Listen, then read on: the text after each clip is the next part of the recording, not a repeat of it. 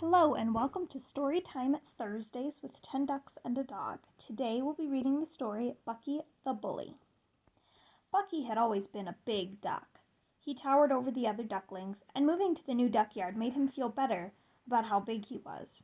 So much better that he hardly even noticed that the other ducks were still a little mean to him.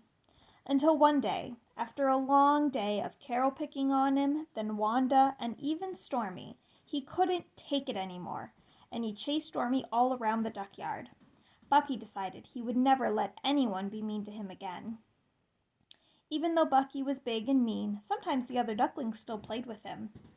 But then Bruce wandered off one day to find a new pond, and everyone went to save him. Bucky couldn't say he was sure they would come help him. He thought about it a lot. Bruce said they were friends, but did Bruce really like him? Bucky wondered if there was a way to test it. He went for a swim. When no one was looking, he started thrashing in the water. "Help, help," he trilled loudly. Bucky, just stand up." Bucky stopped struggling. The whole duckyard was staring at him. His face warmed up in embarrassment. Carol, who had called to him, tilted her head. "Are you okay? You know how to swim, and you're tall enough to stand up in the pool." Bucky gave a little nod. "I must have just slipped." Now no one liked him, and they thought he was weird. Today was not a good day for Bucky.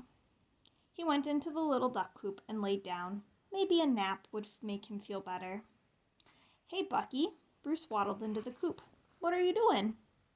Bucky blinked a few times. He wondered how long he'd been asleep as Bruce settled in next to him. "Just sleeping," replied Bucky. "Why?" "Oh, nothing," quacked Bruce. "You were just acting kind of funny. Do you want to talk?" Bucky didn't know if he wanted to talk. He still felt so embarrassed. But maybe talking would help. "I wanted to know if everyone would save me like they did you," Bucky admitted. Bruce tilted his head. "Of course we would. Why are you thinking about that?" "Well, I think the others don't like me much." Bruce let out a quacking laugh. "Bucky, you're mean." He quieted down. "Sorry, I shouldn't have laughed. But you know they don't like how you treat them, right?" Bucky looked away. "I know, but they were mean first." "Maybe we all should talk." Bruce led Bucky outside. All 7 ducks talked about how they liked to be treated, and Bucky apologized. So did the others. Bucky felt much better. He was glad his friends forgave him, and he forgave them too. That is the end of Bucky the Bully. Thanks for tuning in to Storytime Thursdays, and we will see you next week for another duck-related story.